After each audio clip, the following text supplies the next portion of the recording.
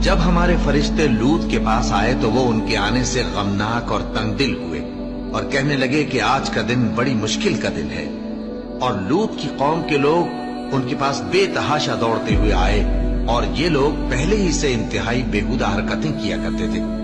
लूत ने कहा कि ऐ भाइयों, ये जो मेरी कौम की लड़कियां हैं ये तुम्हारे लिए जायज और पाक है, तो अल्लाह से डरो और मेरे मेहमानों के बारे में मुझे बेआबरू न करो। क्या तुम में कोई भी शाइस्ता आदमी नहीं? वो बोले, तुमको मालूम है कि तुम्हारी इन बेटियों की हमें कुछ हाजत नहीं और जो हमारी गरज है उसे तुम खूब जानते हो। लूत ने कहा, ऐ काश मुझ में तुम्हारे मुकाबले की ताकत होती या मैं किसी मजबूत कले में पनाह ले लेता। फरिश्तों ने कहा, ऐ लूत, हम तुम्हारे परवरदिगार के फरिश्ते हैं, ये लोग हरगिज तुम तक नहीं पहुंच सकेंगे। तो कुछ रात रहे से अपने घर वालों को लेकर चल दो और तुम में से कोई शख्स पीछे मुड़